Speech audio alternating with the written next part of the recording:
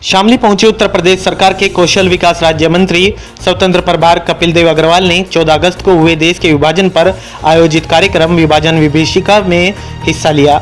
इस दौरान अग्रवाल ने विभाजन के समय हुई घटनाओं का जिक्र किया और संकल्प कराया कि जो घटनाएं पूर्व में हो चुकी हैं उसकी पुनरावृत्ति न हो।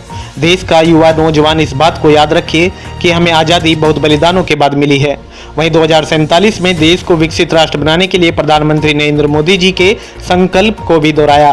दरअसल आपको बता दें कि कपिल देव अग्रवाल शामली जनपद में प्रशासन के द्वारा आयोजित 14 अगस्त को विभाजन विभीषिका का नामक कार्यक्रम में हिस्सा लेने शामली आए हुए थे।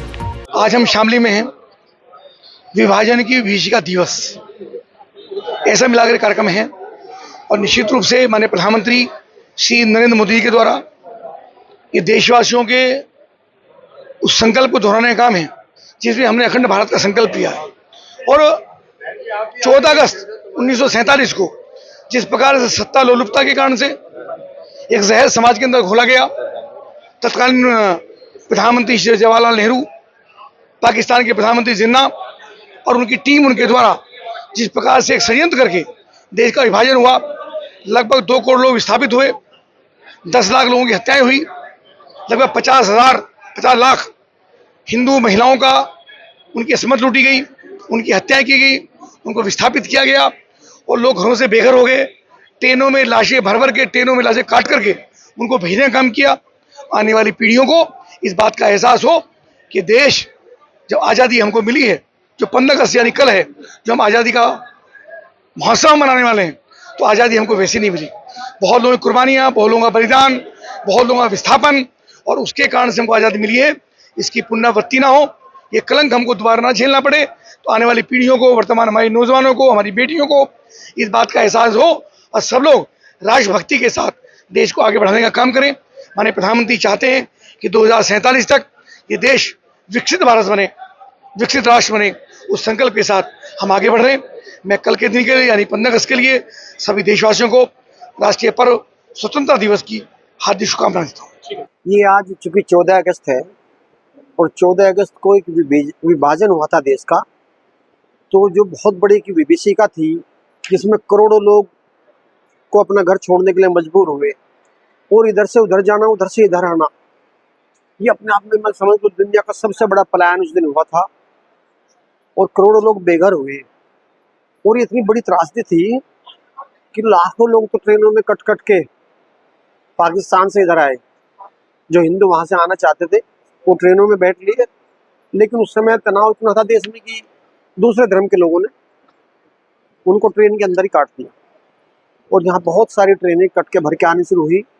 फिर इधर से जब उसकी प्रतिक्रिया हुई तब वो चीज़ें रुकी। तो ये विभाजन की इतनी बड़ी त्रासदी थी जो केवल उस समय के जो शासक थे या उस समय के अपने भी नेता थे, उन सब ने उसे किस तरह स्वीकार किया और देश को टुकड़े करवा कर भी केवल इसलिए कि हम सत्ता हमारे हाथ में रहे, इस कारण से उन्होंने लाखों करोड़ लोगों को मरने के लिए, बेघर होने के लिए छोड़ दिया। तो आज उस त्रासदी को याद कर रहे हैं। हमारे साथ बहुत से बंधु, उनके परिवार के लोग आए हुए हैं जो लोग पाकिस्तान से विस्थापित होकर यहाँ आए थे और कैसे कैसे उन्होंने अपनी जीविका चलाई, किस तरह से वो सड़कों पे पड़े रहे बहुत दिन तक, किस तरह उन्होंने यातनाएं झेल ली, उनके परिवारों ने यातनाएं झेल ली, जिनके पास जरा से भी कोई रहने की जगह नहीं थी, वो खुले आसमान में कितने साल उन्होंने गुजारे। तो उन सब का आज एक तरह से उन परिवारों को बुलाकर हम उनके दुख में एक तरह से दुख को बांटने के लिए अपनी हिस्सेदारी जो हमारी है उसके लिए ये कार्यक्रम है। अभी माननीय मंत्री जी आएंगे, कपिल देव अग्रवाल जी, और उसके बाद एक मौन यात्रा दुख प्रकट करने के लिए, उस समय का खेद प्रकट करने के लिए कि जो उस समय के शासक थे उन्होंने वास्तव में एक बहुत ही तुगलकी तरीके से इस योजना की भर्ती बंटवारे की और केवल सत्ता हमें मिल जाए, इसलिए देश के भले कितने टुकड़े हो जाएं, कितने भी लोग बर्बाद हो जाएं। और ये सोच अभी तक देश के बहुत से हिस्सों में प्रभावी है।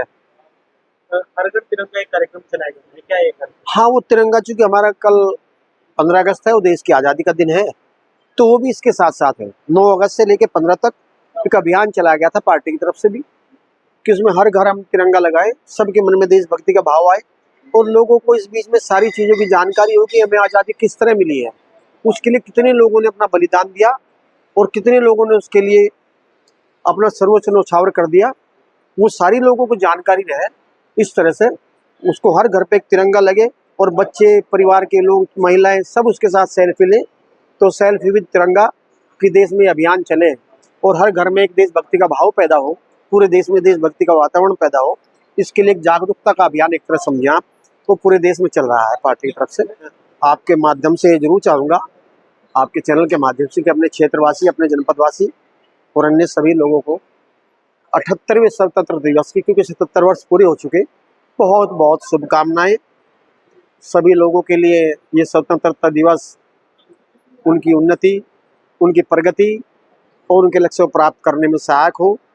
आगे पूरे साल तक उन पर ईश्वर की कृपा बनी रहे और वो इसी तरह अपने साथ साथ समाज और देश की सेवा और ये अन्य कार्य करते रहे।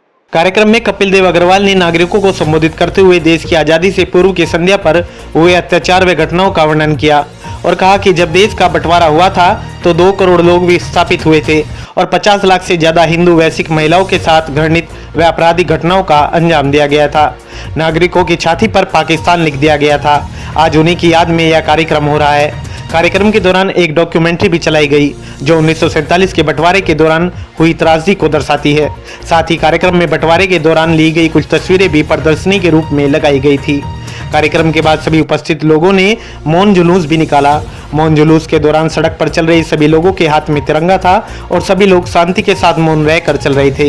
इस कार्यक्रम में MLC वीरेंद्र गुज्जर, भाजपा जिला अध्यक्ष तेजेंद्र निर्वाल, शामली सदर विधायक प्रसन्न चौधरी, जिलाधिकारी शामली, उप जिलाधिकारी, नगर पालिका अध्यक्ष अरविंद संगल व सैकड़ों की संख्या में कार्यकर्ता उपस्थित रहे।